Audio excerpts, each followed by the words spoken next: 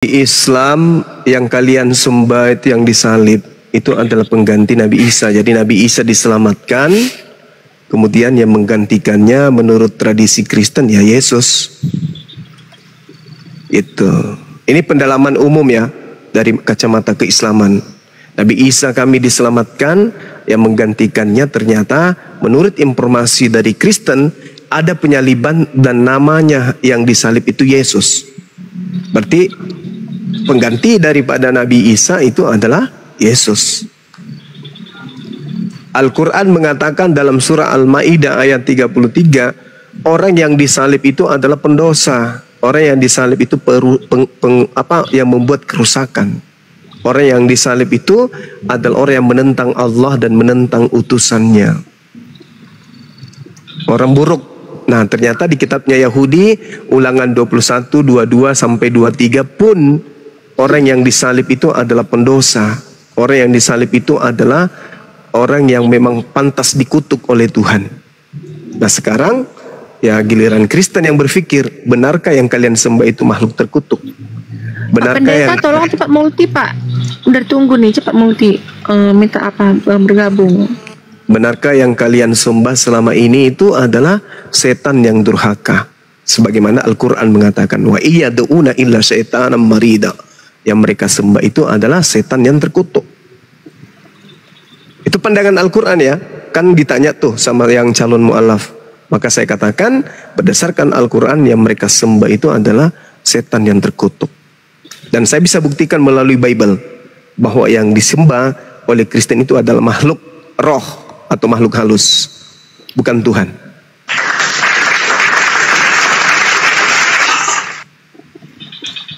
Fandi, turunkan kakak aja deh biar tidak terlempar. Udah nggak usah kan Nora, anggap aja kamu sebagai saksinya. Nggak usah. Naik aja apa adekku saya? Ya, anggap aja kamu sebagai saksi pendengarnya gitu. Kamu diam, saya juga diam, nanti baru orang ini ngomong gitu. Kan bisa kan? Pak, tolong Pandi tolong dinaikkan. Udah minta apa belum Pandi? Coba kamu lihat dulu. Belum ada. Silakan saudara pendeta naik. Jangan ini sampai sia-sia pengorbanan olan waktu materi untuk Pak Pendeta. Ngeri kali aku dibilang gondi tadi, woi. Gondi itu apa? B2 apa? Jahat ya. Jahat sekali. Nggak apa. Naik dulu Pak. Naik dulu Pak, cepat Pak naik.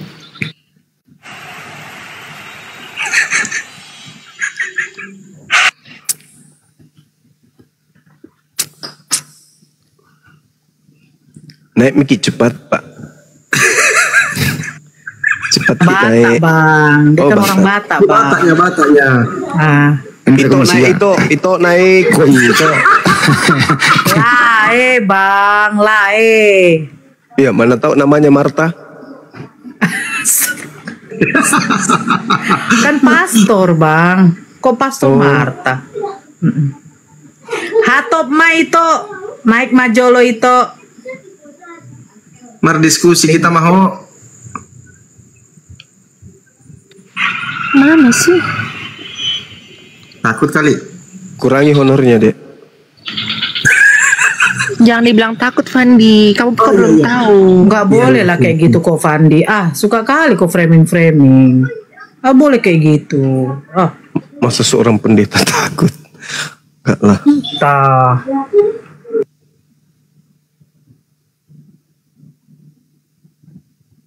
Kan Kristen yang dibawa kok pastor kan Katolik. Iya, tapi Katolik itu lagi ya. mungkin lagi prepare mandi kembang 7 rupa karena lawannya ini bukan kaleng-kaleng, ini setuju Vatikan ini Cak Sugi. Jadi harus mandi 7 rupa dulu pastornya kali ya. Berarti Katolik dia mungkin Ustadz Sugi. Katolik berarti Kristen pertama ya. Warna baru pertama setelah ajaran Yesus tiba-tiba muncul warna baru. Membawa-bawa nama Yesus tapi bukan ajaran Yesus. Gitu ya. Silakan Ito naik, kita diskusi pelan-pelan. Kita bahas tentang materi apapun yang Pak Pendeta kuasai, saya layani. Silakan. pertanyaan yang bagus nih. Ya, Apa itu? Apakah Bible itu selaras dengan ajaran Islam? Berarti selama ini saya patuhi itu tidak sesuai apa ajaran Yesus di Bible gitu. Menurut dia. Gimana? Ya, kalau mau ya gitu, silakan. Ya, bisa selaras, bisa juga tidak selaras.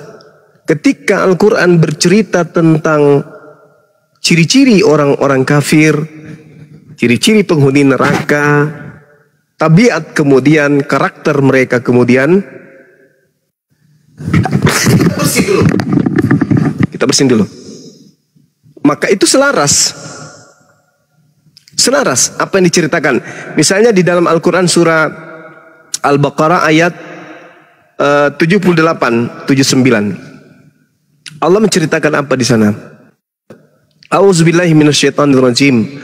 Wa minhum ummiyuna la ya'lamuna al-kitaba illa amaniyya wa inhum illa yazunnun.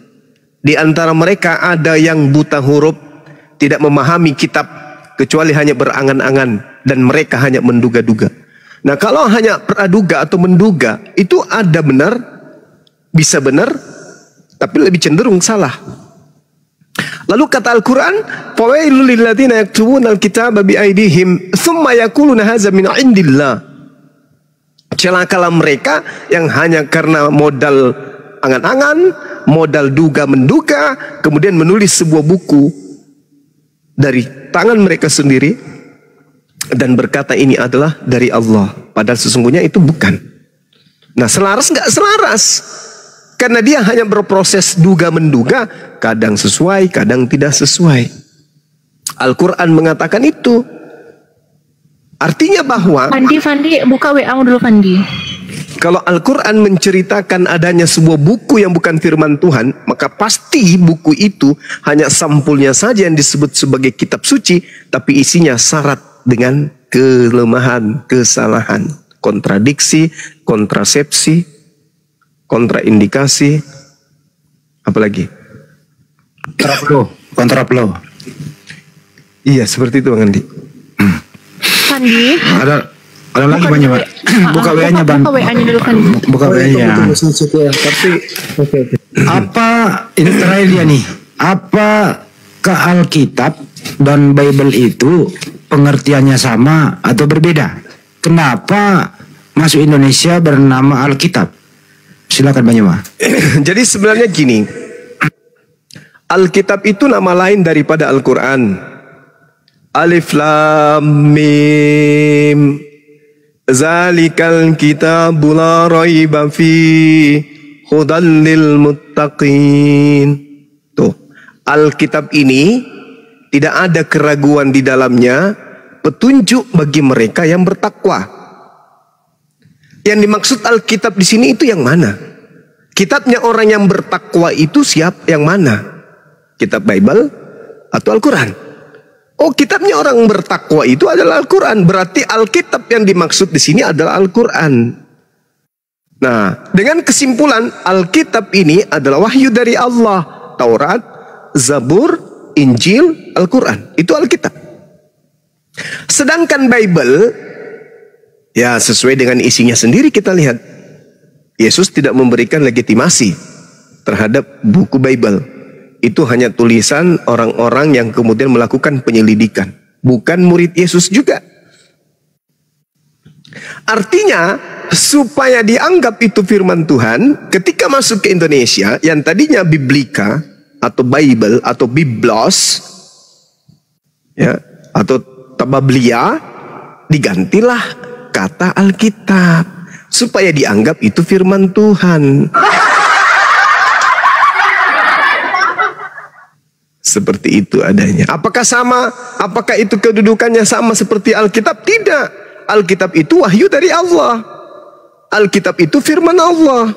Sedangkan Bible, ya perkataan manusia, itu pun terjemahan. Sedangkan yang disebut Alkitab itu kalamullah, itu firman Allah. Itu adalah perkataan Allah.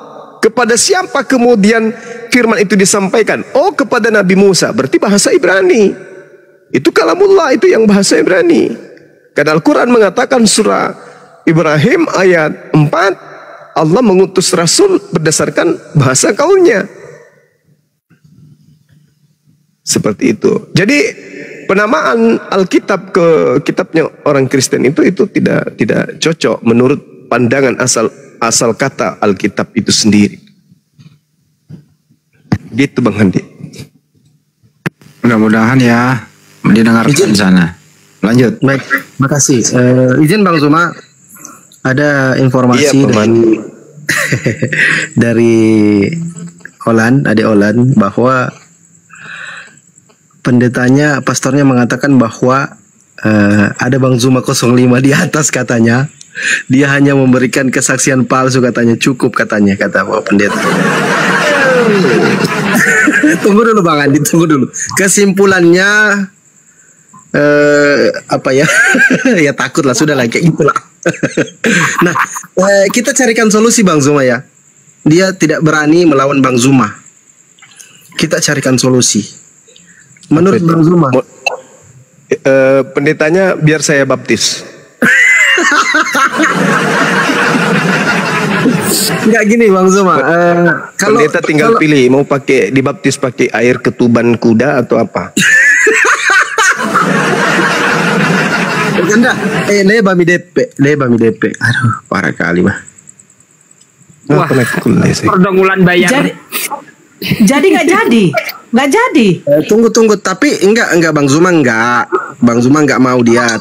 Ya sudah lah, nggak usah kita sebutkan alasannya, kan kita tahu sendiri kan, yang di bawah juga pasti takut pasti tahu kan. Rugi. Dia maksudnya gimana deh? Dia maunya saya berdua gitu? Nggak mau sama kita, takut ih. Dia tidak mau sama abang, tapi kalau berdiskusi sama yang lain mau Bang, gitu. Nah, gitu. Intinya sama abang nyerah. Itu bendera putih. Tapi kalau sama Bang Ustadz Sugi atau si Kores atau Nirifa dia mau. Nggak mau dia sama apa? Sama abang. Udah bendera putih dia Bang.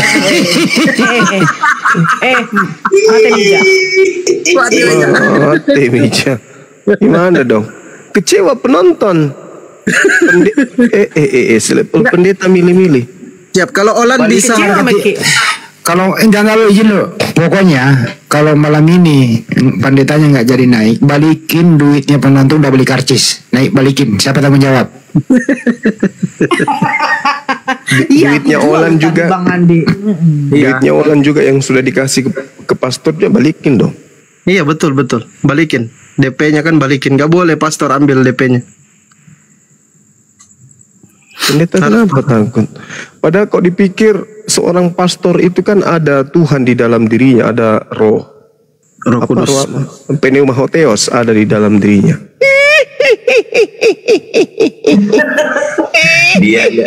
Kenapa takut? Dia nggak kuasai Islamologi itu Anda. Berarti dia harus ke Estetenias dulu, pastornya. Sekolah di sana. Ditunggu 3 jam, kita tunggu kurang lebih. Ini alamak. Masya Allah. Berarti sebenarnya Bang, sahabatku Cesendang barakallahu fik. Iya, gimana? Selama berapa jam itu di sebenarnya dia sudah monitor sama Bang. Dari pantaunya terus. Jadi ada Kristen yang naik bertanya, "Wih, betul-betul ya pakai data dia terbantah. Nanti aku tanya ini terbantah, aku tanya, buat malu nanti turun lah harga diriku." Nah kayak gitu Bang, ujungnya deh kayak gitu jadinya. Oh jadi tadi itu anunya, asistennya yang naik tadi itu. Mungkin Bang. Coba kau suruh dulu, kau naik dulu, tanya dulu. Juru selamatnya Tian naik.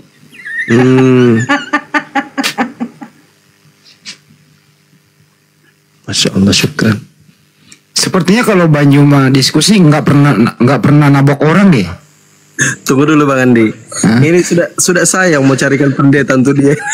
Gimana ini? Bang Andi pura-pura saja jadi pendeta Bang Andi. Siapa tahu dapat ini kan. John, benar ini untuk gue tahu pendeta John ya. Tunggu. Mana Olan ini? Olan kenapa pendetanya? Takut perpulannya hilang. Syukran. Siapa itu? Siapa ini itu? pendetanya. Ustadz Unggul ya? Bang. Mana? Yang tadi Acong. Oh bukan, Acong. bukan. Dari Bukan. Makassar itu, Bayang Acong. Ustadz Unggul lagi buka komal. Masya Lagi buka Allah. room. Subhanallah. Saya Hijrah. sapa dulu abang, boleh? Izin Iya, abangku. boleh.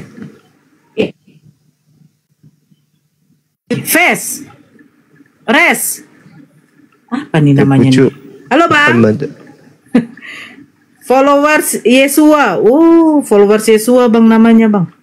Followers Yesua. Yesua ha mele apa ini? Halo followers. Mana akunnya? Gue juga mau follow kalau gitu. Ini yang dibawa Ustadz Sugi. Keras sekali apamu Kore. Sakit kali telinga lu dek. Gara-gara lu, Res, gara-gara lu. Res, gara-gara lu pendetanya nggak mau, gara-gara lu. Nggak mau pendetanya. Lemah. Enggak Tapi harus. udah naik tadi. Harusnya ini topi miring kan bisa atau podcast setengah botol pasti berani naik. Yang penting Misal berikanlah minuman keras itu kepada orang yang susah hati. itu. Makanya mabuk aja dulu habis itu naik ke sini kan udah selesai kan. Kalau mabuk itu kan tidak ada malu lagi kan. Ya udah Sholanya aja naik. Naik Lan. Kenapa pendetanya lu nggak mau naik? Kenapa? Oke, iya. Olan naik dulu deh, Olan. Kalau di bawah Olan naik dulu. Suaramu keras sekali Res. Oh iya maaf ya. Iya lembut lah. Takut si Olan. Naik kau muda bangkah. Pandet, naik Det. Sama saya juga nggak apa-apa Det. Saya janji nggak perlu buka Bible Det. Ayo Det. Ayolah. Tunggu Olan dulu yang naik, Olan naik deh. Tapi udah naik pendetanya tadi atau belum naik sama sekali? Belum. Oh alah. Dia disuruh naik pegangan dia di pagar gimana? Ayolah, masuk udah dijorok-jorokin tuh Buat tadi Pak Bang. Pastor, Ayo, sekali lagi masuk, jangan Bang. sampai Masuk, kesabaran. Bang. Iya, kalau kau ada di room ini jangan sampai kesabaran saya habis sama kamu ya. Aku naik dulu.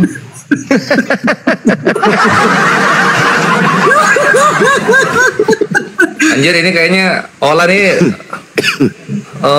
petinggi gereja kayaknya. Pendeta ditegesin kayak gitu dia. Udah transfer mungkin bisa jadi udah transfer deh. Honornya kan udah dibayar. Tadi dimention namanya loh. Buset dah. Si Kores doubling ya. Bukan, aku karena saking kencengnya suara kalau ngomong, speaker orang yang denger itu mantul lagi. Terutama Bang Handi tuh. Iya Bang Handi. Gimana sih ini Olan ini? Masa gitu amat sih pendeta mau Olan. Bang Andi, le Bami DP Bang Andi. Ninjo benake ku kana, balas si anak-anak ka. Si anak kan. Balas si anak kecewa ke penonton. Saya yang rugi, saya udah beli tiket.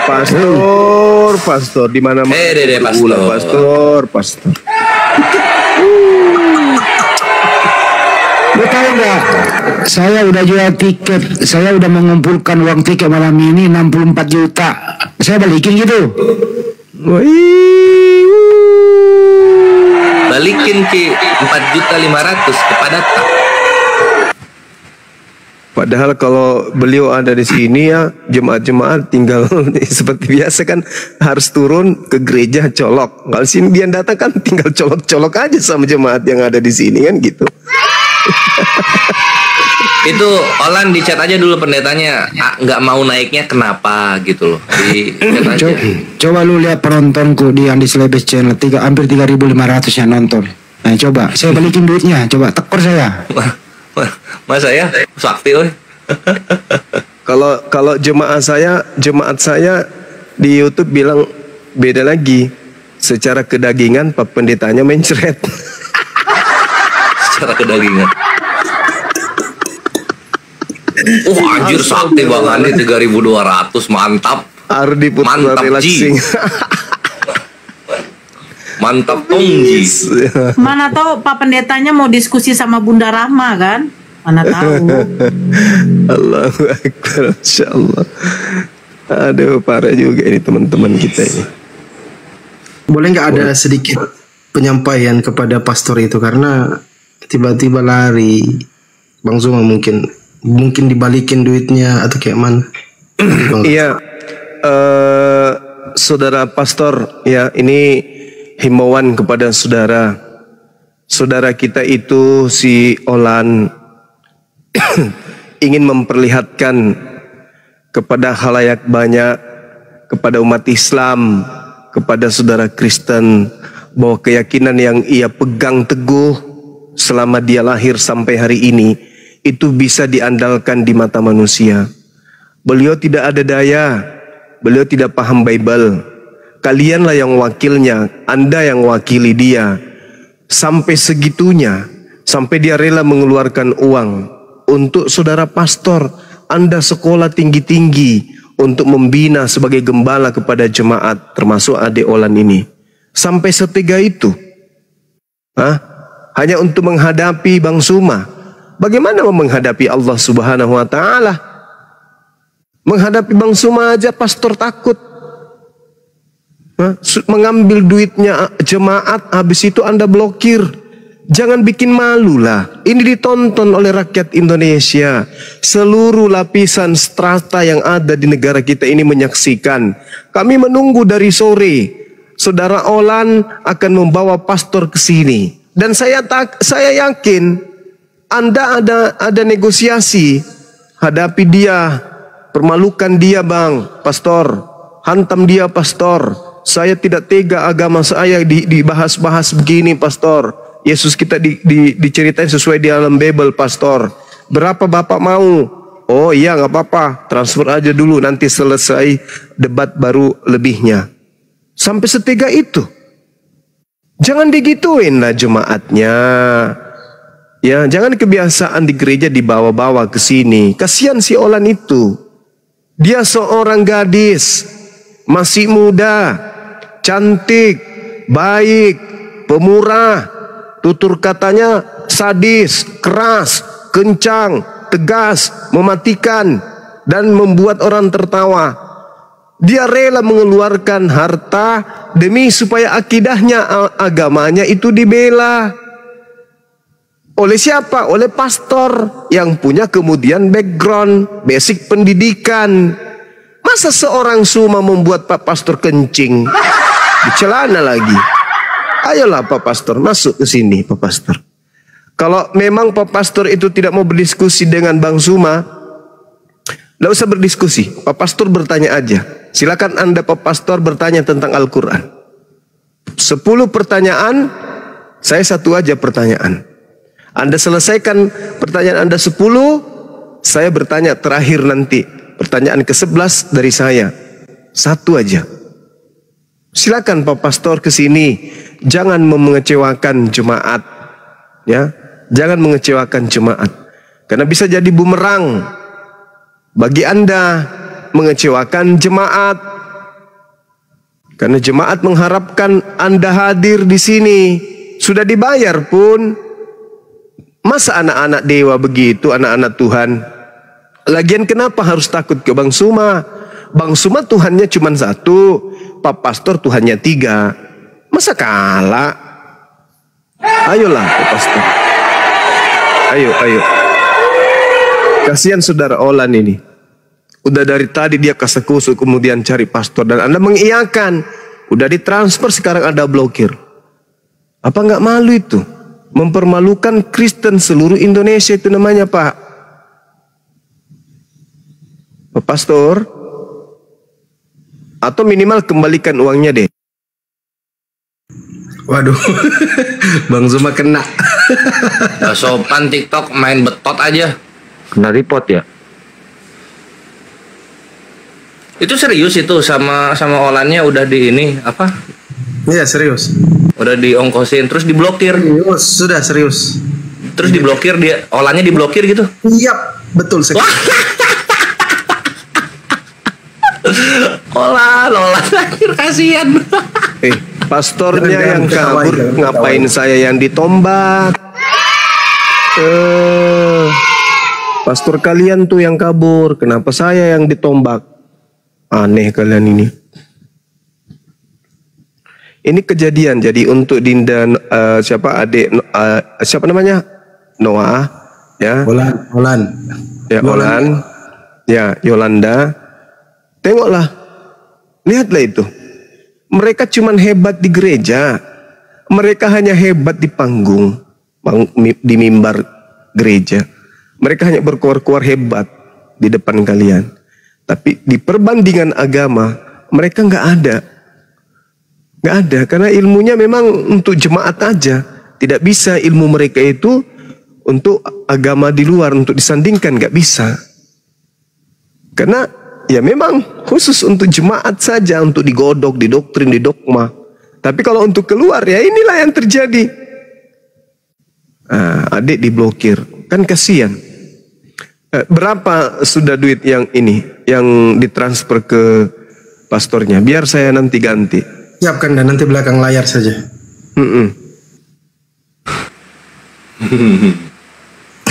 Jangan ketawa lah kau Aki Koresa. Nggak, maksudnya tuh nggak nyampe dialog aja sudah terbukti kebenaran Islam gitu loh ya. Bahwasanya tuh ya silakan Guru. Dan terbukti kesalahan mereka kan gitu. Ya kan seorang pastor orang suci kan, hamba-hamba Tuhan gitu ya. Anak-anak Tuhan malah ambil duitnya jemaat, blokir, lari, kabur, kampret. Seorang pastor. Wah, payah ini. Silakan Dinda.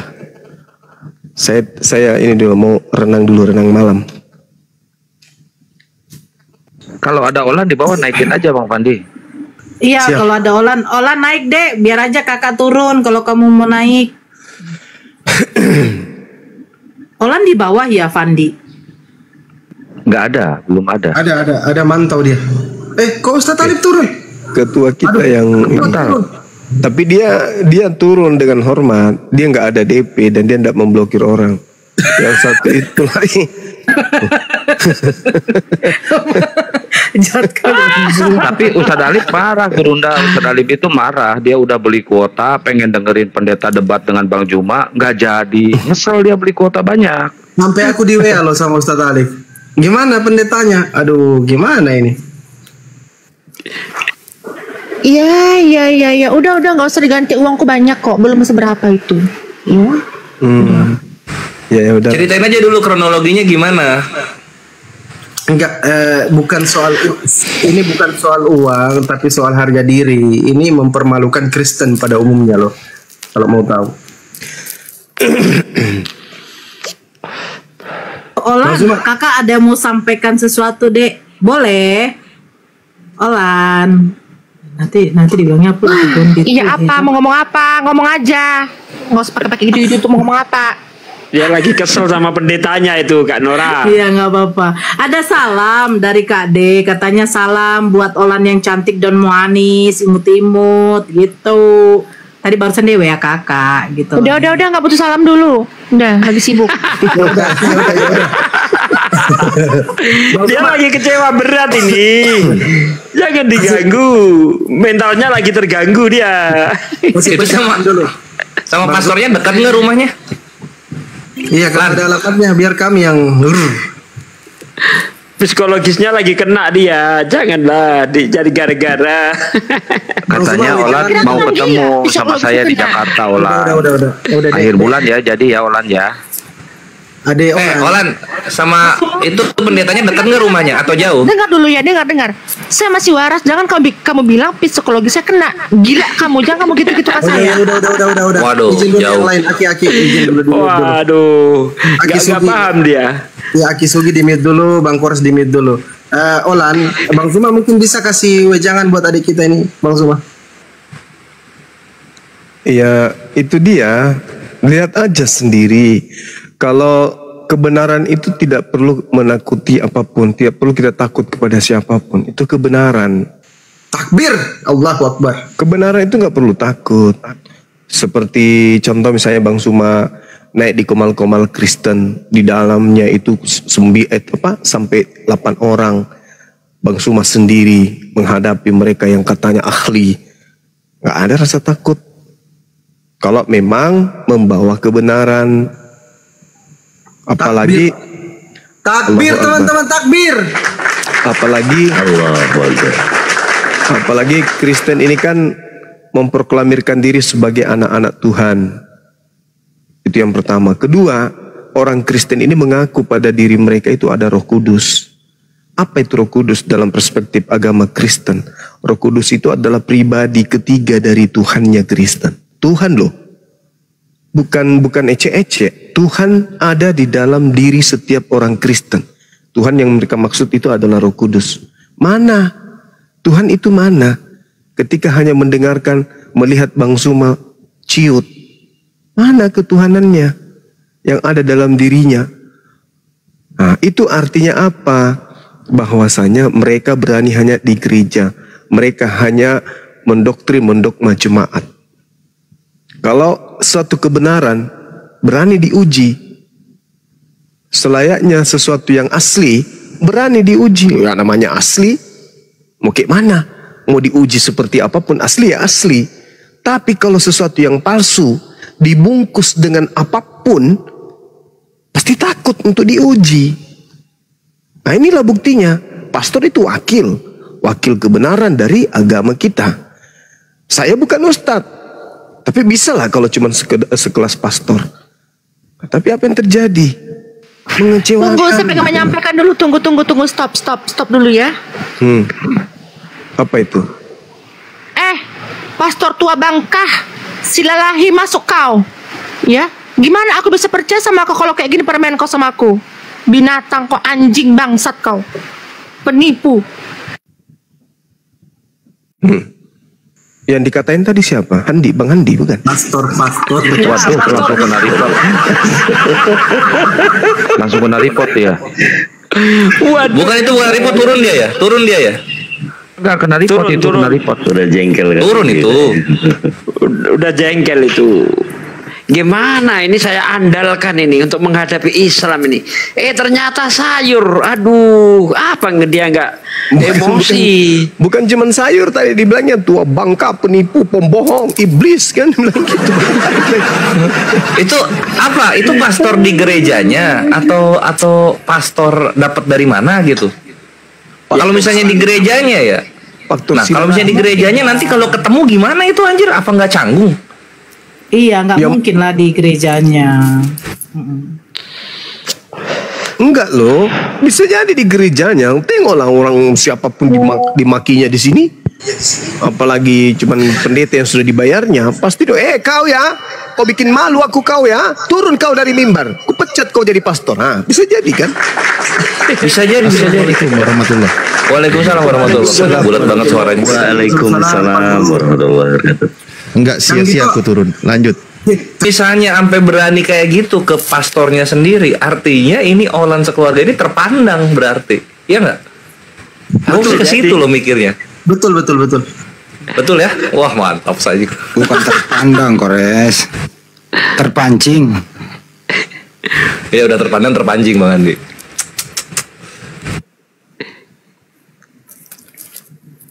Kirain patur birahi silalahi, bukannya? Oke, Bu Mary, selamat malam. Udah siap Bu Mary? Udah siap?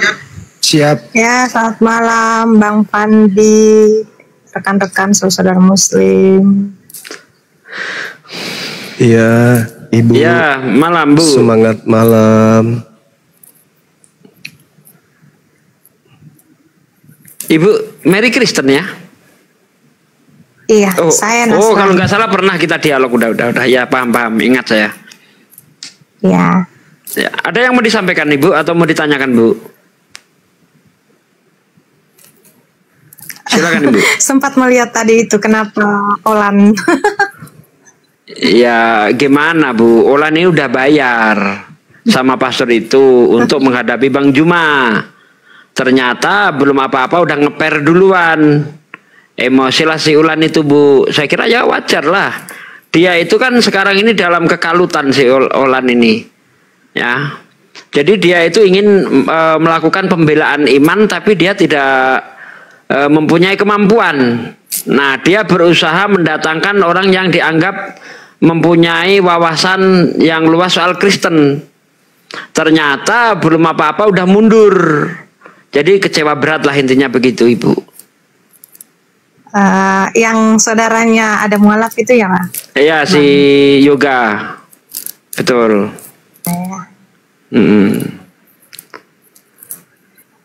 Bahkan tadi siang dia sudah meyakini Islam itu 70%. Nah, tinggal 30% lagi nih.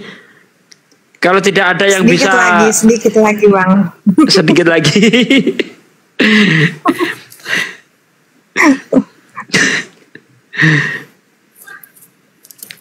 Silakan kalau mau bertanya sama Bang Juma.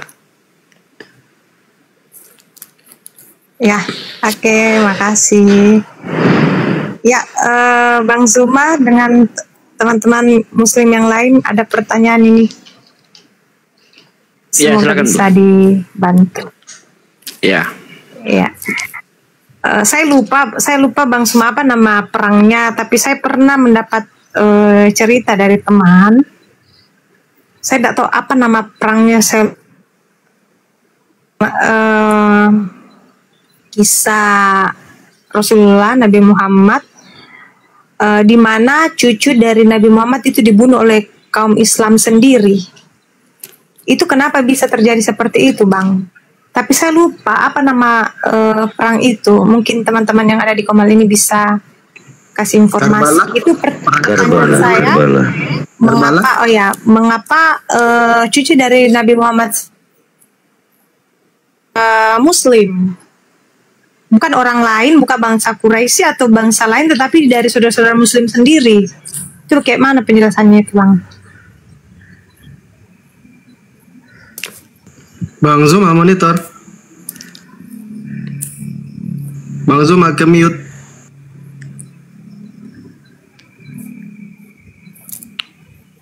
Paman, ke mute Paman. Casugi berenang. Ada Casugi. Oh iya lagi berenang tadi ternyata. Casugi. Ya. Jadi perang ini sebenarnya diawali dari terbunuhnya Utsman bin Affan. Ya, jadi diawali dari terbunuhnya Utsman bin Affan. Dari pihak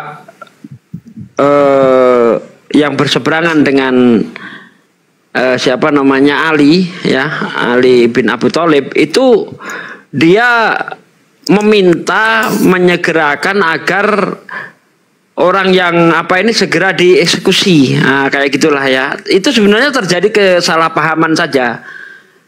Nah, saya pun lupa itu cerita itu ya. Nanti itu Pak De. Gimana? Itu kalau bisa itu ada di bukunya.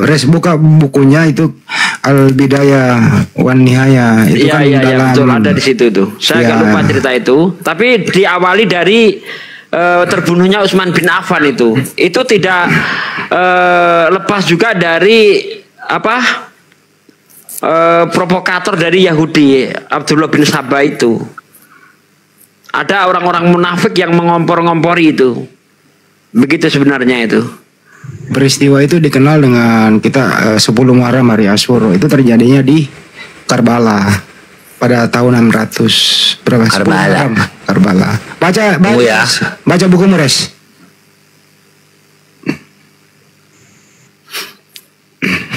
Jangan dibesarin saya, nggak enak, saya lagi nge-vape nih. Silakan Bang Kores.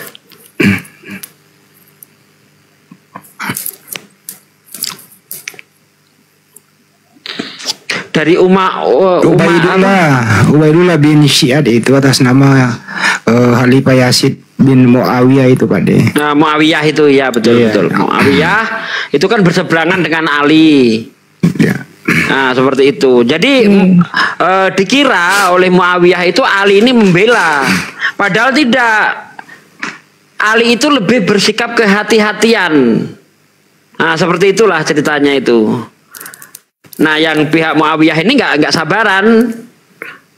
Nah kayak gitulah ya, sehingga terjadi kesalahpahaman yang mengakibatkan itulah perang saudara itu, Karbala itu.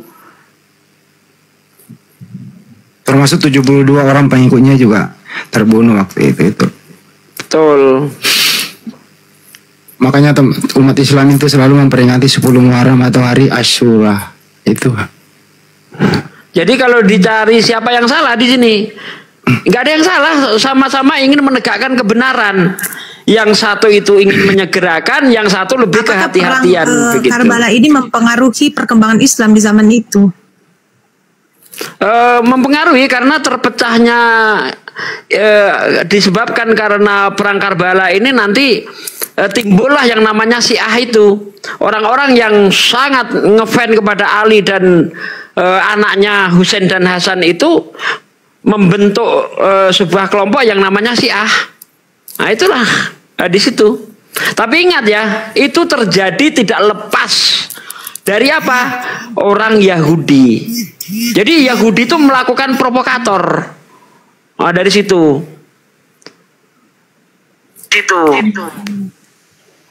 Jadi memang jadi masih ada sangkut pautnya dengan pengaruh orang-orang Yahudi ya, tidak murni dari memang kaum muslim sendiri yang bersengketa saat itu.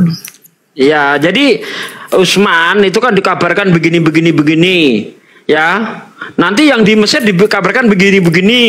Nah, itulah nanti terjadi apa itu namanya pembunuhan terhadap Utsman, terus itu berlanjut sampai nanti ke perang Karbala itu gitu. Nah, biasanya kan cerita-cerita perang juga kan Bang biasanya bagian dari nubuatan. Kalau di Bible itu biasanya terjadi perang atau terjadi keadaan-keadaan itu di masa yang Nabi Muhammad tahu. Perang Karbala juga ini ada. Ya, Nabi Muhammad tahu Kak. Nabi Muhammad itu pernah mencium lehernya Hasan, Husain dicium mulutnya, itulah yang nanti diframing oleh orang-orang Kristen seolah-olah Nabi Muhammad itu adalah lagi bete gitu kan. Padahal yang dicium itu adalah cucunya sendiri kan. Nah, Fatimah itu ibunya itu melihat apa yang dilakukan Nabi, kenapa sampai seperti itu ya Rasulullah. Dikatakanlah bahwa ini nanti matinya diracun, ini matinya dipenggal. Terus Fatimah, apakah engkau nggak bisa memohon kepada Allah agar itu tidak terjadi? Bisa, tapi doa Nabi ya yang pasti dikabulkan Allah itu disimpan oleh Nabi untuk umatnya nanti di hari kebangkitan untuk menyelamatkan umatnya itu yang namanya syafaat itu. Gitu loh, Nabi tahu, makanya dicium mulutnya cucunya yang satu lagi dicium lehernya seperti itu. Nah, ini ada Ustadz Talib yang lebih menguasai cerita ini. Ustadz Talib, tafadhol Ustadz. Ustadz Talib monitor. Ya, baik, sudah dijawab banyak oleh Pak Desugi ya, berkaitan dengan peristiwa dibunuhnya cucu dari Rasulullah SAW. Itu kan di masa kekhalifahan.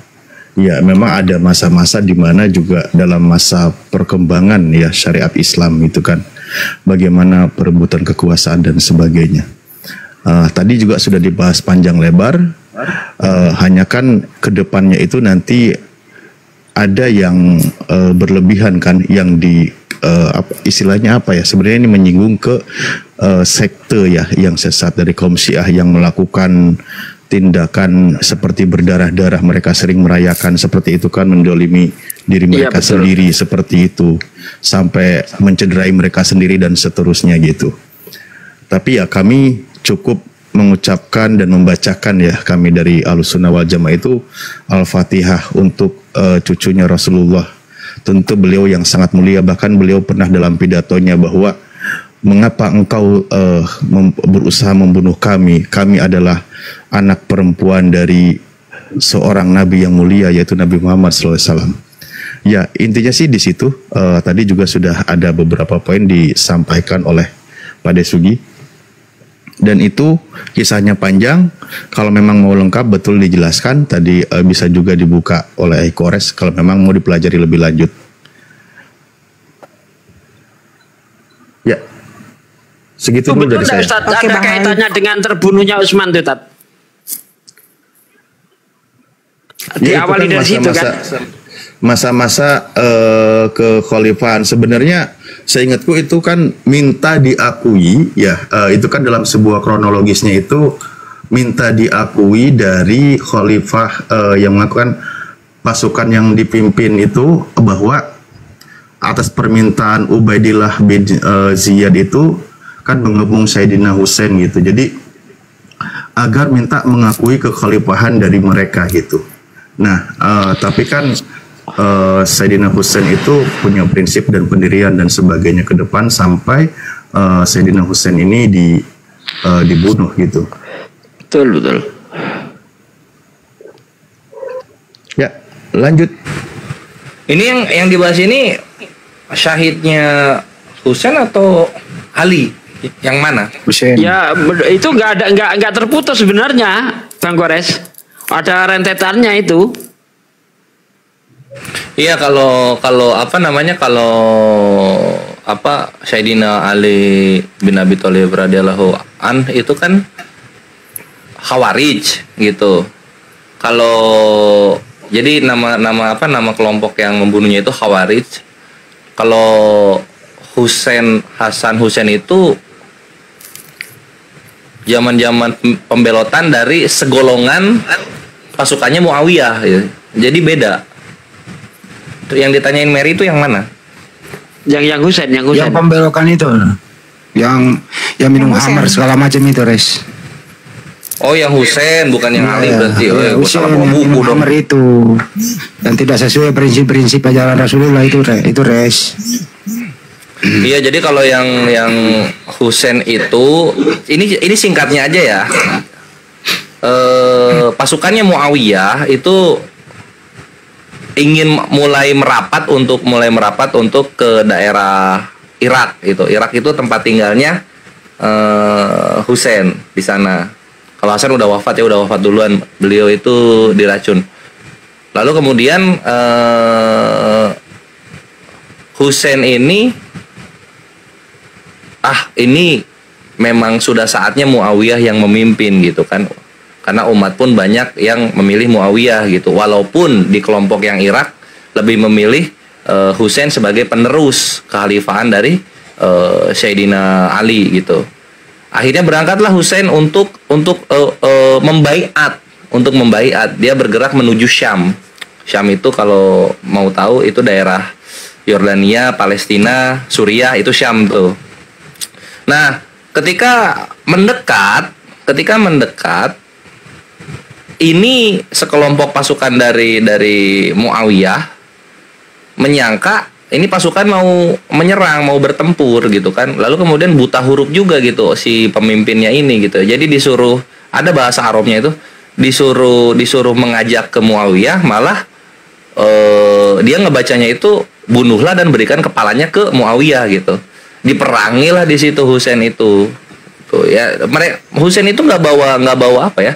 Dia nggak bawa pasukan, dia bawa keluarganya dan juga keponakannya, nggak ada pasukan sama sekali gitu kan.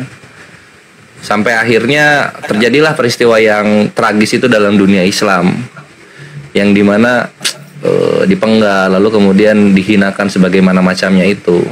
Dan Muawiyah serta anaknya pun bersedih untuk apa yang terjadi, kesalahpahaman yang terjadi di sana gitu. Cuma apa mau dikata udah terjadi kan gitu. Terus perlu diketahui Muawiyah dan juga anaknya ini, aku lupa siapa nama anaknya, Ikrimah kalau nggak salah. Ikrimahnya sendiri itu dia perawi hadis gitu. Jadi memang pure kesalahpahaman dari orang yang jahil, orang yang bodoh. Gitu Mary secara singkatnya.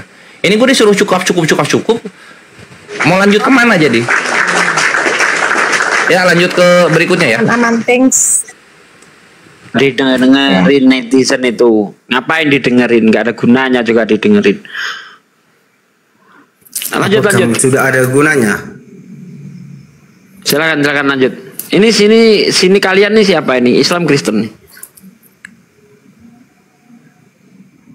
Saya panggil turun dulu, kayaknya banyak yang minta ini dikosongkan ruangan satu. Oh enggak. Jangan turun, jangan. Enggak. Bukan, tunggu dulu. Ini yang netizen di bawah ini mau apa? Mau dijawab pertanyaannya Mary atau mau bahas Olan ini? Ini mau yang mana? Gua agak bingung soalnya. Ini banyak saya lihat Udah komen-komen di anu mau aja di nonaktifkan aja komentarnya Bang Fandi. Netizen. Ya udah, yuk host silakan dipimpin, mau diarahkan kemana ini roomnya? Silakan Mbak Mary kalau mau bertanya lagi. Cukup Bang untuk sementara waktu. Saya lagi baca-baca sejarah perang Karbala tadi itu, jadi saya bertanya. Apa poin yang Anda hendak ambil di situ Mbak Mary? Di sejarah perang-perang kayak gitu. Ada poin yang Anda mau ambil? Ya, saya kan sementara belajar sejarah kehidupan keluarga Nabi Muhammad, bagaimana keturunannya, yang seperti yang saya katakan di diskusi beberapa waktu yang lalu, dan saya sudah sampai pada situasi keadaan di mana ternyata juga pernah ada kegaduhan antara intern Muslim sendiri. Ternyata bukan pure dari Muslim itu sendiri, tapi juga masih ada pengaruh-pengaruh dari saudara Yahudi seperti Yayasan tadi kan Bang? Iya, betul.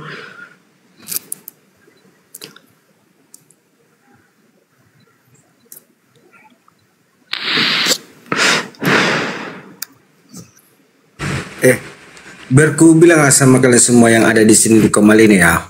Apa lagi kau? Oke. Kalau memang agama itu banyak salahnya, yang salah itu adalah manusianya. Kenapa kalian lebih hebat daripada manusia daripada Tuhan? Apa sih ini orang? Salahnya apa Bang? Salahnya itu kalian itu selalu berdebat agama. Ini si jual belik nggak penting dia. Betul. Jualan Apa yang babi dibicarakan lancar ini? belum nih? Dia penjual babi dia. Aduh, apa salahnya debat dengan agama Bang? Agama Anda diperintahkan untuk menginjili segala makhluk. Nah, termasuk kami jadi sasaran, bukan? Nah, lalu di Komal ini apa arti kalian? Lalu di Komal ini apa arti kalian?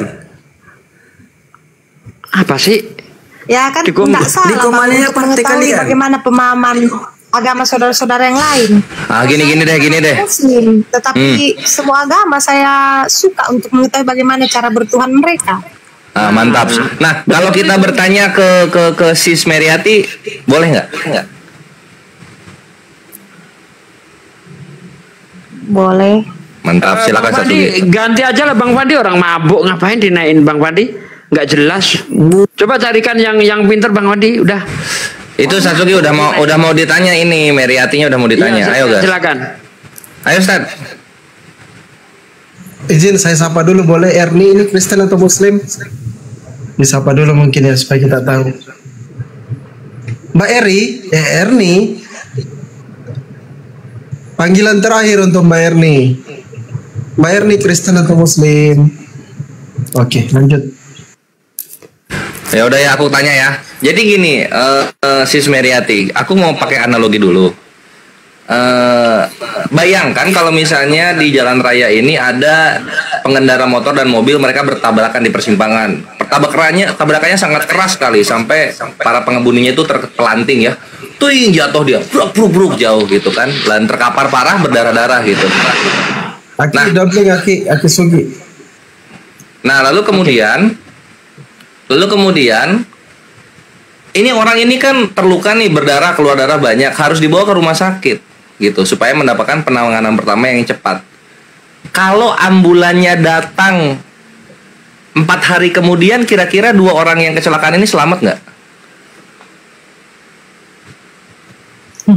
Enggak lah. Nggak selamat ya. Nah sekarang Lihat dari kondisinya ya, kalau dilihat dari kondisinya Bang, nggak selamat. Tapi kan kita nggak tahu kemakuasaan Tuhan. Kalau dari segi manusia sih pasti nggak selamat sudah kalau sudah begitu kasusnya. Mantap. Iya. Nah sekarang posisinya begini Sis Mary. Ini Adam, dia jatuh ke dalam dosa, lalu kemudian dia meninggal.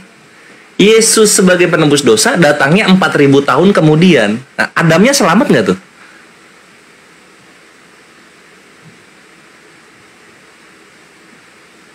Ya, kalau orang-orang terdahulu sih sebelum zaman Yesus, kalau dalam pemahaman Kristen mereka juga masuk dalam hitungan orang-orang yang diselamatkan, itu doktrin ya, Bang. Oke, selamatnya bagaimana kalau si penyelamatnya baru datang 4.000 tahun kemudian? Ya, si penyelamatnya datang 4.000 tahun kemudian. Nah, itulah saya katakan kalau dalam doktrin kekristenan mereka selamat. Nabi-nabi yang terdahulu itu selamat. Tetapi kalau dalam ditanya ke saya soal keselamatan itu, Bang, ya otoritasnya Sang Pencipta. Saya iya. jawab apakah selamat atau tidak. Itu Merliati, kalau ngomong itu yang pas-pas aja, nggak usah menyeh-menyeh kesana ke situ. Iya, tegas-tegas aja kita ngomong.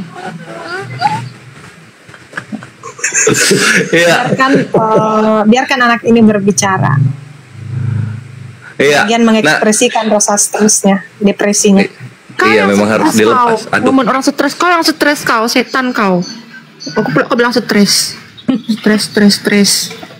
Ini Olan ini kasihnya kemana? Itu sesama Kristen loh. Santai dulu aja, kita ngobrol santai. Bang Kores, biar dulu kalau dia mau sama Mary ngobrol. Ya udah silakan deh. Ayo. Maaf Kak, bukan kelas saya. Ngobrol lah sama Mary dulu. Bukan kelasku, tau kau kelas teri kau, bukan kelasku kau. Aku pula kau bilang bukan kelasmu. Ini ya, layani host. Ya, yang waras yang mengalah. Iya Bang Handi, siap. Ya. Ya udah ya, kita lanjut lagi aja ya supaya yang di bawah juga ini dapat edukasi. Lanjut. Jadi Mary melihat konsep yang seperti ini gitu. Kalau misalnya mau dibilang penyelamat, paling bagus itu kalau nggak datang awal, datang di akhir gitu. Maksudnya kalau nggak datang di hari pertama manusia ada, ya datangnya di hari paling terakhir manusia ada di bumi gitu. Jangan di pertengahan gitu, karena sudah ada yang meninggal dan belum ada yang lahir. Gitu posisinya. Silakan.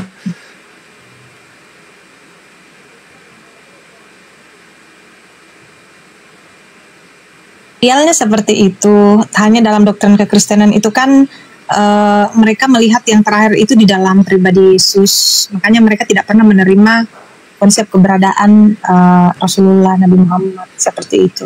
Dia melihat Yesus yang terakhir. Iya, karena memang bukan Nabi. Udah jelas.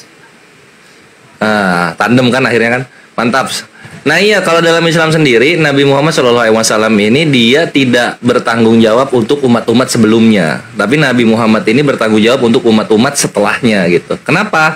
Karena sebelumnya pun sudah ada nabi-nabi yang menjadi panutan untuk manusia beribadah menyembah Tuhan yang benar. Jadi konsep keselamatan dalam Islam itu manusia-manusia harus mengikuti petunjuk Nabi sebagai utusan Allah Azza wa Jalla gitu. Dan untuk keselamatan dalam Islam itu universal gitu, karena dan zamannya ya. Yes, gitu. Karena dalam Islam itu Nabi itu nggak cuma misalnya contoh dalam Kristen mengimani Nabi itu di Israel. Lah orang-orang Cina, orang-orang Afrika, mereka mau selamat gimana? Gitu.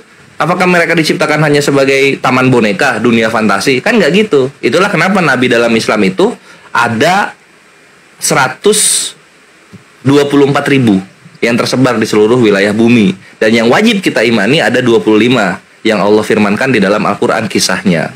Begitu, Mer. Nah, sekarang kita balik lagi ke Yesus. Oke. Nah, Menarik. Boleh. Silakan. Tadi soal sebut saudara-saudara yang Cina, yang ini intinya bahwa tadi sempat disebut bagaimana dengan saudara-saudara Cina. Nah, lalu pertanyaannya bagaimana dia kan hadir bagi bangsa Quraisy, terus bangsa Arab, lalu menyebar gimana dengan saudara-saudara yang ada di benua lain? Mantap segitu. Itu dijawab oleh Nabi. Iya, itu dijawab oleh Nabi Shallallahu Alaihi Wasallam dalam. Ya silakan Sat, tambahin dulu. Ini aku cari hadisnya. Ya, di dalam Al-Quran itu sangat jelas dikatakan bahwa Allah itu tidak menghukum suatu kaum yang belum pernah diberi petunjuk. Itu jawabannya. Jadi bagaimana orang-orang yang belum kenal Islam, bahkan sampai saat ini, seandainya ada suatu kaum, suatu suku yang tinggal di pedalaman hutan, yang terisolasi, tidak ada informasi tentang Islam ke sana, ya mereka nggak terkena hukumnya Islam. Begitu, Kak. Nah, bagaimana orang-orang yang seperti ini? Orang-orang yang seperti ini menurut keterangan Ustadz Wafi, nanti di akhirat itu ada ujian yang terakhir. Dia ini disuruh masuk neraka. Kalau dia patuh terhadap aturan Tuhan, disuruh masuk neraka, dia masuk, maka dia masuk surga. Tapi ketika Mendingan dia Pak Alif deh yang menjelaskan daripada diam dulu, Kak. ini. Bentar, diam dulu. Diam. Kurang ajar kau. Ya, mulutmu busuk kau itu. Semua orang kau maki-maki. Jadi gini. Lanjut. Ya. Nah, bagaimana dengan orang-orang yang tidak mau mengikuti perintah Allah yang terakhir itu? Maka dia masuk neraka. Nah, begitu bagi orang-orang yang tidak pernah mendapat informasi tentang Islam, begitu, Kak. Sedikit ya, ada suatu yang menurut saya ini janggal gitu. Di dalam kitab Perjanjian Lama, dosa itu bisa diselesaikan dengan cara bakar tai sapi. Di dalam kitab Keluaran 29 ayat 14. Tetapi daging lembu jantan itu, yakni kulit dan kotorannya, haruslah kamu bakar habis di luar perkemahanmu. Itulah korban penghapus dosa. Kalau Tuhan mampu menghapus dosa hanya dengan cara bakar tai sapi, Kak, apakah mungkin Tuhan itu akan repot-repot datang ke dunia untuk mati juga? Ibaratnya Kak Mary ini mampu mendapatkan uang hanya dengan cara tanda tangan saja, masihkah kakak mau jadi buruh nyuci? Nah, itu analoginya seperti itu. Gimana, Kak? Oke. Dalam iman bangsa Israel kan perjanjian lama itu artinya, yang saya tahu ya Kak, saya jelaskan, yang perjanjian lama itu kan artinya namanya saja perjanjian, berarti ada dua yang berjanji antara Allah dan umat Israel pada umumnya. Jadi pada saat itu memang Allah memfirmankan bahwa secara khusus dalam kitab Imamat itu dibahas akan menghapus dosa mereka. Mereka akan membawa korban untuk dipersembahkan kepada Tuhan Allah untuk menjadi korban penghapusan dosa.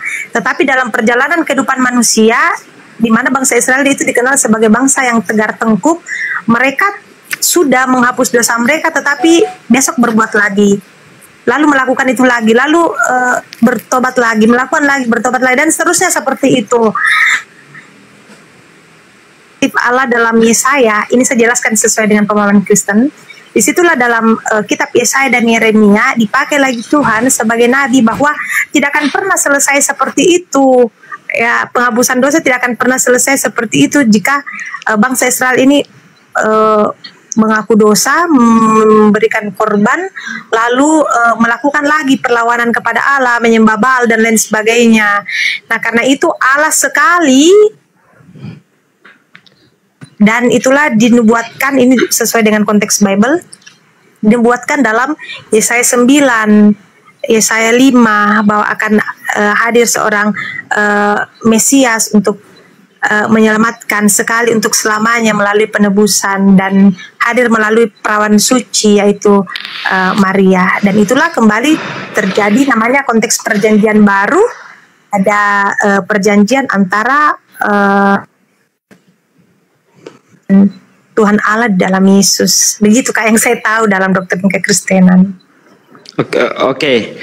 Ini justru blunder kalau kakak bilang begitu. Maka yang menimbulkan pertanyaan, apakah ketika Yesus setelah disalib, manusia itu tidak berbuat sebagaimana yang terjadi di perjanjian lama, berdosa, tobat, berbuat lagi? Nah, setelah Yesus disalib ada nggak orang berbuat dosa? Kalau ada, berarti sia-sia penyaliban Yesus. Seperti yang kakak harapkan itu tadi, setelah Yesus disalib maka keadaan akan menjadi lebih baik. Pak, faktanya bagaimana? Lebih parah. Sebelum Yesus disalib dan sesudah Yesus disalib lebih parah, Kak. Mungkin di zamannya sebelum Yesus nggak ada namanya film porno dan sebagainya. Tapi lihat sekarang bagaimana.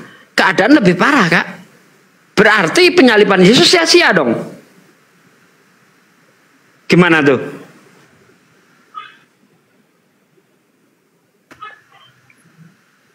Iya Kak. Silakan Kak. Ya kan kena kan? Sia-sia penyaliban Yesus. Seharusnya membuat manusia itu jauh lebih baik setelah Yesus disalib. Tapi faktanya setelah Yesus disalib, keadaan manusia bahkan tidak jauh dari kematian Yesus, terjadilah perang. Ya, di Yerusalem yang berdarah-darah. Ya, terjadi pembunuhan, pembantaian, orang-orang yang tidak mau mengikuti Trinitas dibantai, dibakar hidup-hidup. Lihat peristiwa-peristiwa Renaissance itu, wah ngeri Kak. Berarti penyaliban Yesus sia-sia dong kalau begitu. Itu satu. Yang kedua tadi Kak, memang di perjanjian lama membakar tai sapi dosa selesai. Ya kan? Berbuat lagi, bakar tai sapi lagi. Nah, kalau ada cara yang sangat mudah untuk menyelesaikan dosa, untuk apa lagi Tuhan datang ke dunia juga menghapus dosa dan tidak berefek terhadap kehidupan ini. Toh kehidupan manusia tetap saja. Sebelum Yesus disalib ada orang yang memperkosa, ada orang yang membunuh, ada yang maling dan sebagainya. Nah setelah Yesus disalib nggak ada lagi gitu. Kalau nggak ada lagi berarti penyaliban Yesus berhasil. Tetapi kalau masih juga tidak ada perubahan, bahkan lebih parah kehidupan zaman sekarang, maka penyaliban Yesus sia-sia. Silakan Kak tanggapannya.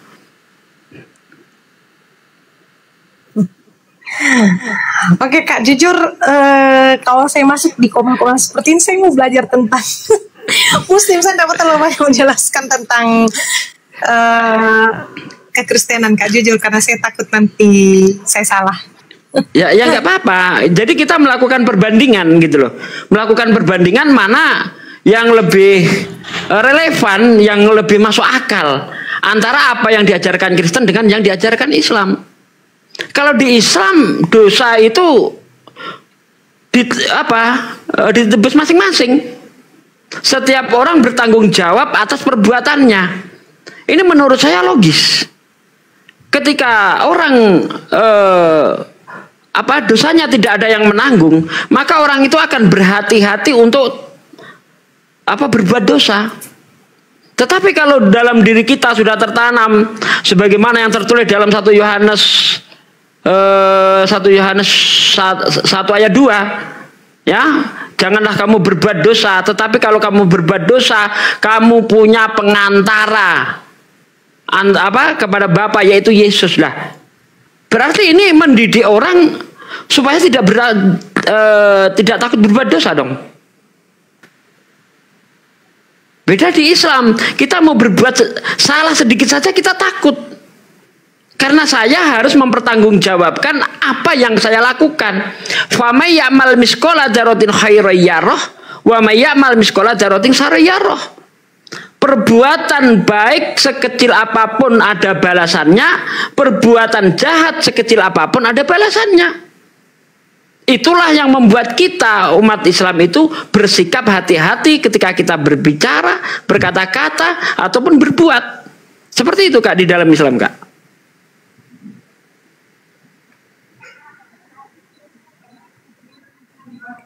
Silakan Kak.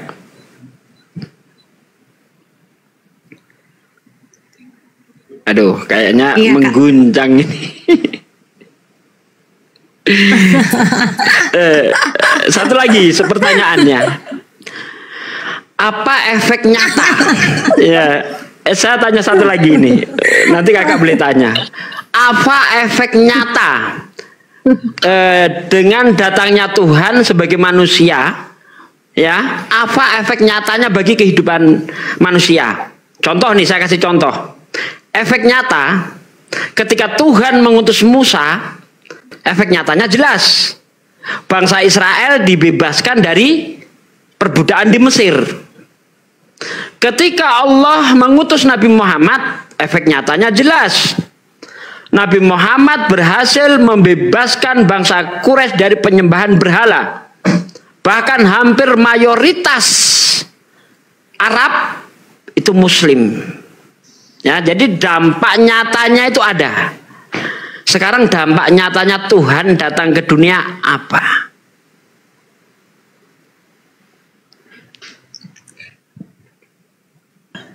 dalam kekristenan, umat-umat Kristen juga tidak semua ya Kak, istilahnya yang pasti ada juga yang tetap berpegang pada sebagaimana dalam doktrin kekristenan itu arti salib itu horizontal dan vertikal, menjaga hubungan kasih kepada Tuhan dan kasih kepada sesama. Itulah yang dipelihara Isa Al-Masih ketika dia datang dalam pelayanannya Kak, dalam penginjilannya, bahwa teladan-teladan Isa Al-Masih itu yang paling saya lihat, yang ada juga diteruskan oleh saudara-saudara Kristen, pasti tidak semua yang gimana-gimana gitu Kak ya. Dia meratakan semua orang, tidak ada diskriminasi, tidak ada pendiskriminasian antara orang-orang yang dikucilkan pada saat konteks Yesus hadir. Kan banyak orang-orang yang dikucilkan Kak, orang-orang dan orang-orang yang punya penyakit-penyakit yang dianggap masyarakat itu penyakit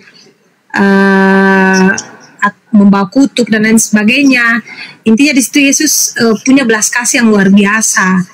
Hubungan kepada sesama dan hubungan kepada Tuhan itu menjadi prioritas dalam pelayanan Yesus. Dan pelayanan Isa Al-Masih itulah yang masih banyak saudara yang menebarkan kasih itu, walaupun ya memang tidak semua Kak seperti itu. Kasih yang luar biasa yang Isa Al-Masih itu dampaknya Kak, bagi saya yang saya lihat. Oke. Jadi kalau mengenai kasih itu kan Yesus sebelum disalib. Nah, yang dipermasalahkan di sini dampak nyata dari penyaliban Yesus itu loh. Itu yang saya maksud. Dia datang ke dunia. Kak, pertobatan yang betul-betul itu pertobatan yang sungguh, karena mereka dalam iman mereka bahwa Tuhan yang menjadi manusia sudah berkorban untuk mereka. Karena itu keselamatan yang diberikan jangan dibuang sia-sia, tetapi mereka harus genggam dan pelihara itu. Jangan sampai pengorbanan Tuhan itu berlalu begitu saja. Jadi bagi mereka yang sungguh-sungguh mempercayai Yesus sebagai Tuhan dan Juru Selamatnya, mereka hidup dalam pertobatan Kak. Karena melihat bahwa keselamatan itu sudah mahal terbayar, seperti itu. Nah, ini aneh lagi. Katanya Yesus disalib ini untuk menebus dosa. Tapi masih juga ada pertobatan. Kalau untuk menyelesaikan dosa itu hanya dengan cara pertobatan, untuk apa lagi Yesus disalib? Bukankah di dalam kitab Perjanjian Lama juga disuruh bertobat? Bertobatlah. Ya, seperti contoh di dalam Yeskil 18 ayat 18 sampai 20. Ya, anak tidak menanggung dosa ayah, ayah tidak menanggung dosa anak. Yang bertobat yang akan mendapat berkat, yang berdosa yang akan mati. Ya kan? Demikian juga di Islam. Dosa itu diselesaikan dengan cara pertobatan. Dosa sesama manusia kita minta maaf kepada sesama manusia. Dosa kepada Tuhan kita bertobat kepada Tuhan. Nggak perlu adanya penyaliban. Nah, ini Yesus sudah mati disalib untuk menebus dosa, tapi masih juga perlu adanya pertobatan. Gagal lagi ini penyaliban Yesus. Kalau kembalinya toh ke pertobatan juga, gagal lagi penyaliban Yesus. Nah, Anda tadi mengatakan bahwa Yesus itu tidak diskriminasi dan sebagainya. Anda lihat, ketika ada orang perempuan minta tolong kepada Yesus yang anaknya kerasukan setan. Anda baca di dalam Matius 15 dari ayat 22 sampai ayat 27. Di situ Yesus menyamakan perempuan itu dengan anjing. Ya, oh Tuhan anak Daud, sambil sujud-sujud itu kan. Oh Tuhan anak Daud, tolonglah aku, anakku kerasukan setan, ia sangat menderita. Apa kata Yesus? Tidak layak roti ya yang disediakan bagi anak-anak dilemparkan kepada anjing. Yesus ini masih diskriminasi saya lihat. Apalagi kalau kita lihat misalnya di dalam Matius 10 ayat 5 ayat 6. Yesus memanggil 12 murid dan berpesan, jangan kamu masuk ke kota-kota orang lain atau masuk ke kota orang Samaria, melainkan pergilah kepada domba-domba yang hilang dari Israel. Nah, dalam hal ini saya menyikapi hal ini wajar. Kenapa Yesus itu sifatnya itu diskriminasi, tidak open dengan orang di luar Yahudi? Karena memang Yesus diutus hanya untuk orang Yahudi saja, untuk orang Israel saja. Makanya di dalam Matius 15 ayat 24 itu, ini ceritanya orang perempuan tadi itu, aku diutus hanya untuk domba yang sesat dari Israel. Makanya ketika ada orang minta tolong, kata Yesus, tidak layak roti bagi anak-anak. Roti itu adalah ajaran, maksudnya tidak layak ajaran ini yang dikhususkan untuk bangsa Israel dilemparkan kepada orang di luar Israel atau dilemparkan kepada anjing. Begitu, Kak. Oke Kak, nanti saya lihat baca lagi ya Matius itu dalam bagian. Ya, Matius 15 Anda baca dari ayat 22 sampai ayat 27. Kemudian ya, Matius 10 ayat 5 ayat 6. Nah, gitu. Bang Kores, mau dilanjut Bang Kores?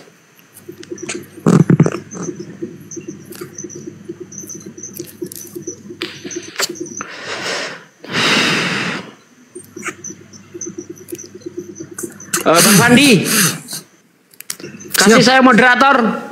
Orang-orang yang nyuruh saya diem itu biar saya blokir semua. Kasih moderator saya. Tahu tuh, pada rese sama di bawah. Ini netizen kalian ini nggak ada kontribusinya sama orang di atas. Nggak usah ngatur. Kita sedang menyampaikan agama, kau larang-larang pula kau. Saya takut sama netizen TikTok. Nggak ada kontribusinya kalian sama saya. Nggak usah ngatur-ngatur kau.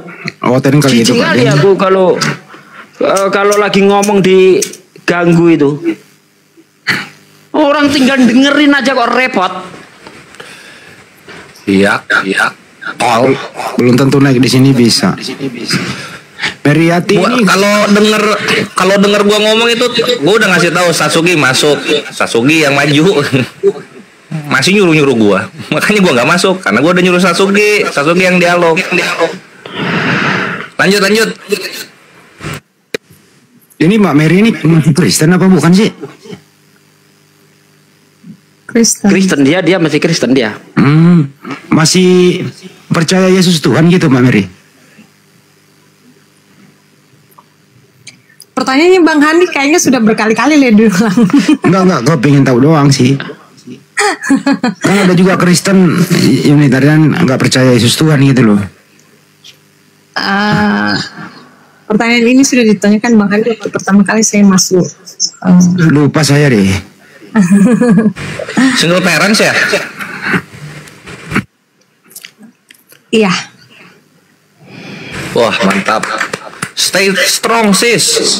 Maksud gue itu Mbak Mary benar serius gue nanya. Masih kan Tritunggal ada Wanes kan gitu ya. Ada yang mengatakan Yesus itu utusan Tuhan dan Tuhan adalah Bapa gitu loh. Benar, gue nggak kalau pernah gitu Mbak. Saya percaya kepada Tuhan yang esa, yang hakikatnya menciptakan dan tidak diciptakan. Oh ya udah kalau ya udah paham kalau begitu. Nah Yesus diciptakan gimana tuh? Ya udah nggak usah lanjut lagi. Ya berarti Yesus bukan Tuhan Pak. Paham dia udah itu. Wahyu 13 ya Wahyu 3 ayat 14 dan tuliskanlah kepada malaikat jemaat di Laodikia. Udah ya Bang, saya mau belajar. Kenapa ini kok takut sekali terganggu imannya? Enggak. Nah sebenarnya Mbak Mary dasarnya basicnya ya di situ. Orang kalau sudah basicnya udah salah Tuhan ya salah semua. Bener loh. Hidup ini cuma sekali. Kalau memang kita punya akal jangan sampai kita salah Tuhan, itu aja. Itu dulu kalau menurut saya ya. Percuma Matius 22 37 sampai 44. Kasihlah Tuhan Allahmu dengan segenap hatimu, dengan segenap akal budi. Berakal. Beriman dan berakal kayaknya ya. Harus. Makanya digunakan akalnya. Jangan cuma modal imani doang kan gitu maksudnya itu. Iya. Ya kalau basicnya udah salah ya percuma ngomongnya lain buang-buang waktu. Ya maksudnya perbaiki dasarnya dulu gitu kan, mengenal Tuhan dulu siapa, bedakan antara Tuhan dan makhluk itu dulu lah. Kalau saya sih diskusinya di situ dulu. Ya makanya kan saya tidak pernah bertanya tentang kekristenan Bang, dan tidak mau berdebat untuk itu. Saya biasanya naik ke Komal itu hanya mau bertanya tentang sejarah-sejarah Rasulullah, bagaimana kan seperti itu. Iya, ya, paham. Menurut kamu ada nggak ajaran Islam yang tidak baik menurut pandangan Mbak Mary? Yang tidak baik, saya belum terlalu paham itu yang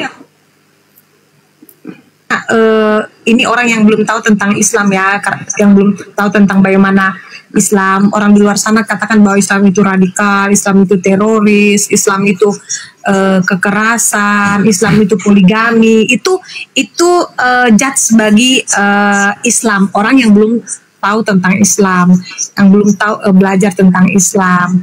Nah, saya pun masih mempertanyakan tentang gimana itu mati syahid. Mati ya? syahid. Ya, emang adakah hadisnya bahwa kalau kita membunuh orang-orang kafir, saudara Muslim kan menyebut di luar Muslim itu kafir, itu kita akan dapat pahala. Apakah hanya cerita yang saya dengar atau memang ada hadisnya atau gimana, Kak? Pak Dia mau jawab, silakan. Boleh. Jadi begini, Kak. Di Islam itu dibagi-bagi orang kafir itu.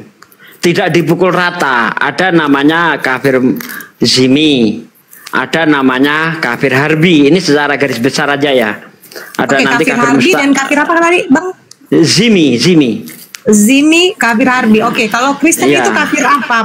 Menurut saudara Muslim? Itu tidak bisa dikatakan oh Kristen ini langsung harbi. Kristen ini kafir zimmi, tidak bisa. Makanya kita cari tahu apa zimmi, apa harbi. Itu dulu, Kak. Nanti baru kita tahu oh ini kelompok ini begini. Seperti itu ya.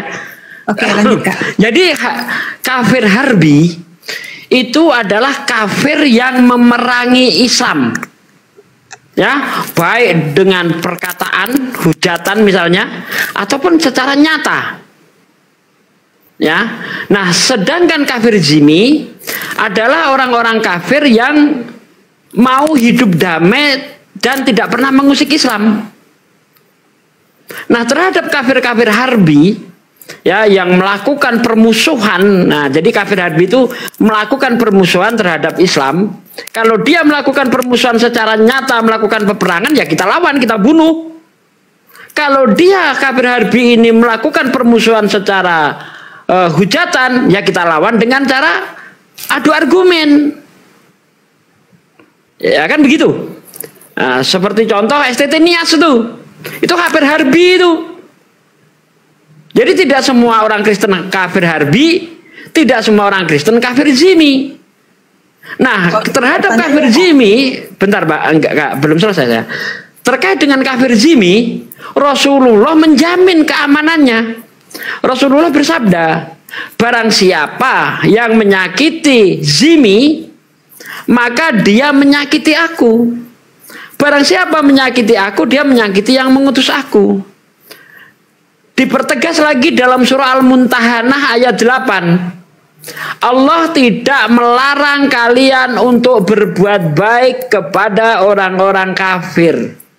Selagi orang-orang kafir itu tidak memusuhi agamamu, tidak mengusir kamu dari tempat tinggalmu, al-ayah dan seterusnya. Dibaca aja sendiri. Surah Al-Muntahanah ayat 8. Jadi di Islam itu tidak main, oh ketemu kafir bacok, ketemu kafir bunuh, oh tidak seperti itu. Bahkan di dalam peperangan sekalipun Islam punya aturan. 1, tidak boleh menebang pohon. 2, tidak boleh membunuh hewan. 3, tidak boleh membunuh wanita. 4, tidak boleh membunuh anak-anak. 5, tidak boleh membunuh rahib, pendeta-pendeta, pemuka-pemuka agama. 6, tidak boleh membunuh orang tua. 7, tidak boleh merusak tempat ibadah. Itu dalam perang. Nah, sekarang ini sering kita lihat, wah, teroris ngebom gereja. Di perang saja tidak boleh merusak tempat ibadah. Apalagi di situasi damai seperti di Indonesia. Apakah boleh merusak tempat ibadah orang lain? Tentu tidak boleh. Bagaimana orang-orang yang seperti itu? Apakah mati syahid? Bukan. Itu mati sangit. Betul. Bukan mati syahid itu, Kak. Mati sangit. Orang yang mati syahid itu orang yang membela agamanya. Begitu, Kak. Oke. Paham ya? Siapa yang boleh diperangi dan siapa yang tidak boleh diperangi dalam Islam, jelas aturannya, Kak. Oke, Gitu, Kak, jadi ya? kan tadi ada 2 kategori kafir, Kak, ya. Sesuai penjelasannya. Ada 3 sebenarnya. Ada 3, kafir harbi, zimmi, dan musta'nan ya kalau nggak salah itu. Nah, musta'nan itu tidak jauh dengan zimmi lah. Orang-orang yang hidup di negeri yang dikuasai Islam dan dia mau taat tunduk terhadap aturan Islam seperti itu. Untuk bayar pajak. Ya, itu musta'nan kalau nggak salah. Iya. Oh gitu. Jadi kalau misalnya ada seorang di luar Muslim, dia tidak memerangi juga Muslim, tidak menghujat juga Muslim, tidak menghina. Seperti kakak ini zimi. Ini tidak boleh saya sakiti dengan kata-kata saya, dengan perbuatan saya. Kalau saya sakiti, saya bersama saja menyakiti Rasulullah. Seperti kakak ini. Gitu, Kak. Ini udah ada contoh kakak zimi. Gitu. Nah, kafir itu jangan disalahartikan sesuatu yang sangat keji. Kafir itu dari kata kafaro yang artinya menutup. Dalam konteks Islam, kafir adalah orang yang tidak mau menerima ya ajaran Islam. Itu kafir. Itu sebenarnya artinya itu paling halus di antara seluruh agama. Di Kristen orang menyebut orang di luar Kristen domba yang sesat, manusia disamakan dengan binatang. Di Islam tidak, halus, paling halus, kafir, orang yang menutup diri dari ajaran Islam. Bahkan kata kafir itu diserap oleh bahasa Inggris, cover. Apa artinya cover? Penutup, betul enggak? Tapi di Bible kafir dipinjam salah menjadi bodoh. Nah, itu dia. Disalahartikan, Kak. Makanya orang-orang Kristen ini salah paham karena kitabnya sendiri. Kafir yang artinya menutup diartikan orang yang tulul. Seperti itu. Karena siapapun yang berkata kepada saudaranya kafir, dia harus dibawa ke mahkamah agama. Bukan seolah-olah kata kafir ini begitu kejam. Padahal makna sebenarnya di situ tertulis barang siapa yang berkata kepada saudaranya jahil, dia harus dibawa ke pengadilan agama. Jadi kafir diambil oleh Kristen disalahartikan sehingga orang Kristen salah paham dengan makna kafir yang sebenarnya. Orang Arab yang ngerti bahasa Arab ketika dibilang kafir dia nggak marah, Kak. Nggak marah dia. Nah, ini yang lucunya, orang nggak ngerti bahasa Arab dibilang kafir marah. Kenapa? Yaitu tadi salah paham. Begitu.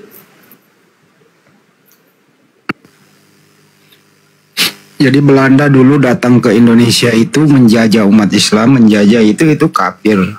Itulah tersebut kafir harbi itu, Mbak. Wajib dilawan.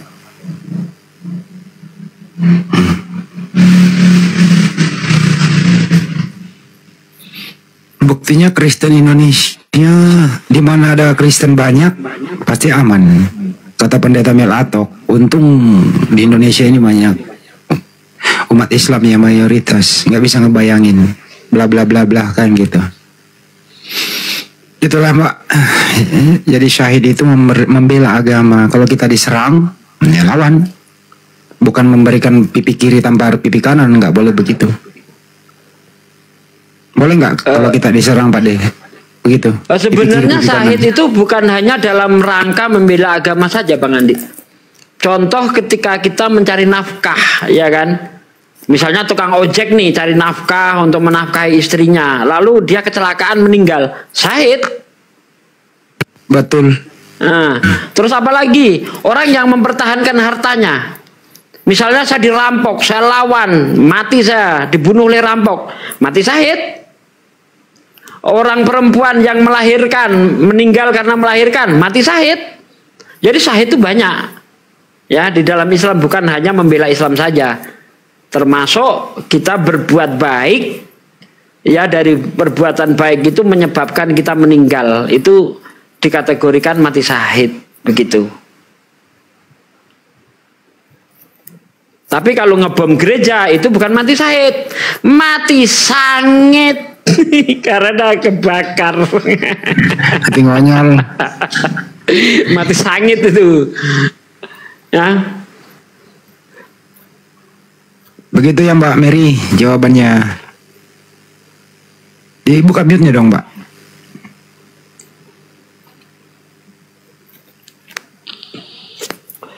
Banyak sih pendiskriminasian untuk mendirikan rumah-rumah ibadah. Sebenarnya gini ya Kak, untuk mendirikan tempat ibadah negara kita kan punya aturan.